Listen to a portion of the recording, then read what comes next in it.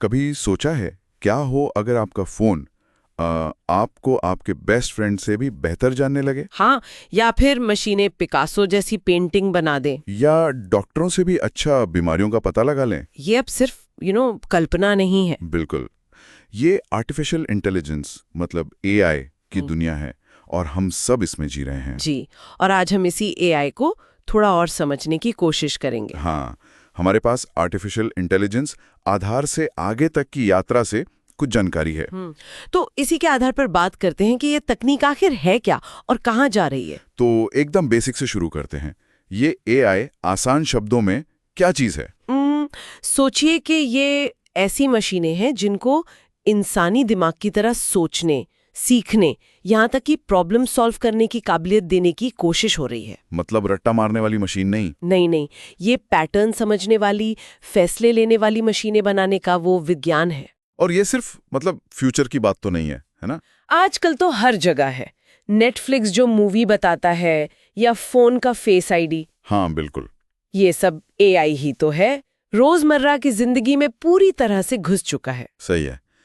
तो आज का अपना मकसद यही है कि जो स्रोत हैं उनसे एआई की जरूरी बातें समझें बिना ज्यादा टेक्निकल हुए।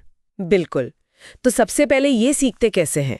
मशीन लर्निंग की बात आती है अक्सर। हाँ, मशीन लर्निंग सुनने में लगता है थोड़ा मुश्किल सा। पर इसका आइडिया काफी सीधा है। जैसे आप अनुभव से सीखते हैं, एआई डेटा से सीखता है। अच्छा, कैसे?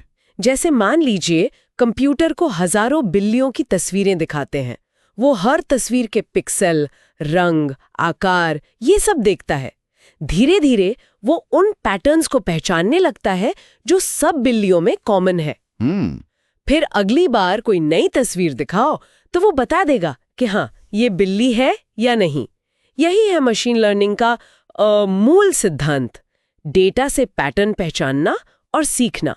अच्छा, तो ये सीखने की प्रोसेस एआई को कहाँ तक ले आई है? इसके कुछ लेवल्स होते हैं सुना है, नैरो एआई, फिर एजीआई। हाँ, इसे आप एआई के विकास के स्टेज समझ सकती हैं। अभी हम ज्यादातर नैरो एआई वाले दौर में हैं। नैरो एआई मतलब एआई किसी एक काम में बहुत अच्छा है, एक्सपर्ट है, जैसे शतरंज खेलना या गूगल मैप्स का रास्ता बताना। मैप्स नेविगेशन तो बढ़िया करेगा, पर आप उससे गाना गाने को कहेंगे तो वो नहीं कर पाएगा। वो अपने काम तक ही सीमित है। समझो, मतलब एक स्पेशलिस्ट जैसा। और फिर आता है एजीआई, आर्टिफिशियल जनरल इंटेलिजेंस। ये क्या भला है? एजीआई, हाँ, ये वो सपना है जहां एआई इंसानों की तरह, मतलब किसी भी दिमागी काम को समझने और सीखने की ताकत रखेगा। तर्क करना, प्लान बनाना, अलग अलग फील्ड की नॉलेज इस्तेमाल करना, सब कुछ। अरे वाह! ये अभी बना नहीं है, पर वैज्ञानिक इसी तरफ काम कर रहे हैं। सोचिए एक ऐसा सिस्टम जो डॉक्टर, इंजीनियर, कलाकार सबकी तरह सोच और काम कर सके। ये तो सच में बहुत बड़ी बात होगी। और इसके बाद क्रेसाई भी है, आर्टिफिशियल सुपर इंटेलिजेंस। ये तो एकदम साइंस फिक्शन लगता है। हाँ, सही कहा। एएसआई का मतलब है ऐसी इंटेलिजेंस जो सारे इंसानों की मिली जुली दिमागी ताकत से भी कहीं ज्यादा हो। ये अभी बहुत दूर की बात है, पर एआई जिस तेजी से बढ़ रहा है उसे देखकर लोग इस संभावना पर भी बात करते हैं। चलिए वापस थोड़ा पास के भविष्य में आते हैं। 2025 के आसपास ये जो हमारे स्रोत हैं, इनके हिसाब से कौन से एआई ट्रेंड्स दिख सकते हैं? कुछ बहुत दिलचस्प चीजें हैं। पहला है एआई एजेंट्स और असिस्टेंट्स। ये जो आजकल के चैटबॉट है ना, उनसे कहीं ज्यादा स्मार्ट होंगे। अच्छा, कैसे? ये सिर्फ जवाब नहीं देंगे, बल्कि आपकी तरफ से काम करेंगे। जैसे मीटिंग शेड्यूल करना, आपके लिए रिसर्च करना, ईमेल लिखना, यहाँ तक कि मुश्किल प्लान बनाना, जैसे छोटे छोटे डिजिटल मैनेजर हो आपके। दिलचस्प, मतलब काम डेलीगेट करने वाले एआईज। और एक मल्टी मॉडल एआई का भी जिक्र था। हाँ, मल्टी मॉडल एआई। इसका मतलब है ऐसा एआई जो सिर्फ टेक्स्ट नहीं बल्कि इमेज, ऑडियो, वीडियो सब कुछ एक साथ समझ सके। ओह, जैसे हम दुनिया को आंखों कानों सबसे समझते हैं ना, वैसे ही ये एआई अलग अलग तरह की जानकारी को एक साथ प्रोसेस करेगा। GPT-4o या गूगल का जेमिनी ये इसी के उदाहरण है। इससे एआई की समझ और बातचीत दोनों बहुत बेहतर हो जाएंगी। और एक था वाइब कोडिंग, ये नाम तो बिल्कुल नया लगा। ये क्या है? ये शायद सबसे बड़ा बदलाव ला सकता है। इसका मतलब है बिना कोडिंग लिखे सिर्फ बोलकर या अपना आइडिया बताकर सॉफ्टवेयर या ऐप बनवा लेना। क्या बात कर रहे हैं, बिना कोडिंग के? हाँ, सोचिए, किसी को बस अपना विजन बताना है और एआई उसे असल कोड में बदल देगा। इससे टेक्नोलॉजी बनाने की ताकत जो अभी कुछ लोगों के पास है, वो शायद सबके पास आ जाए। ये तो कमाल है, प्रोग्रामिंग का मतलब ही बदल जाएगा। अच्छा, हमारी रोज की जिंदगी में एआई के कुछ और उदाहरण हैं जो हम शायद ध्यान भी नहीं देते। अरे बहुत है।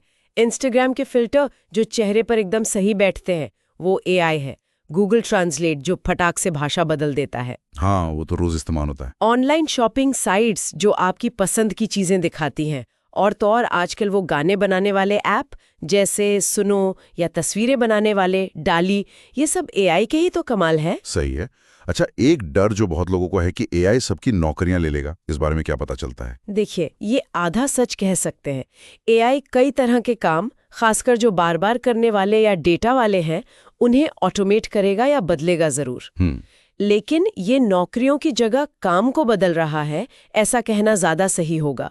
इंसानी समझ, क्रिएटिविटी, भावनाएं, मुश्किल फैसले लेना, इनकी जरूरत तो हमेशा रहेगी। बल्कि एआई को बनाने, संभालने, ट्रेन करने के लिए नई नौकरियां भी आएंगी। तो फोकस शायद नौकरी जाने से ज्यादा काम के बदलने पर होना चाहिए। ठीक है। और एआई से जुड़ी कोई बड़ी चुनौती जिस पर ध्यान देना जरूरी हो? एक बहुत बड़ी चुनौती है एआई की एनर्जी खपत, मतलब बिजली की जरूरत। अच्छा। हाँ, इन बड़े बड़े एआई मॉडल्स को ट्रेन करने और चलाने में बहुत ज्यादा बिजली लगती है। दुनिया भर के जो डेटा सेंटर्स हैं, वो भारी मात्रा में एनर्जी इस्तेमाल करते हैं। इसका पर्यावरण पे भी असर पड़ता है। तो जैसे जैसे एआई का इस्तेमाल बढ़ेगा, इससे सस्टेनेबल, मतलब टिकाऊ कैसे बनाया जाए, ये सोचना बहुत जरूरी होगा।